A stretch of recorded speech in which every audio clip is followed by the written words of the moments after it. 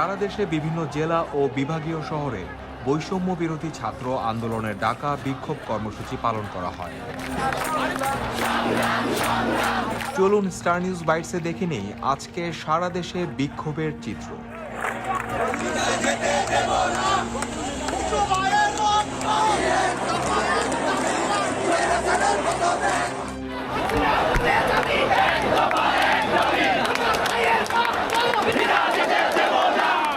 বৈষম্য বিরোধী ছাত্র আন্দোলনের ডাকা বিক্ষোভ কর্মসূচিতে সাড়া দিয়ে ঢাকার Mohakhali, Mirpur science lab, Rampura, Badda, Banasree, Mirpur DOHS সহ বিভিন্ন পয়েন্টে বিক্ষোভ হয়েছে। বিভিন্ন এলাকা থেকে মিছিল নিয়ে ছাত্র জনতা শহীদ মিনারে গিয়ে একাত্ম হয়।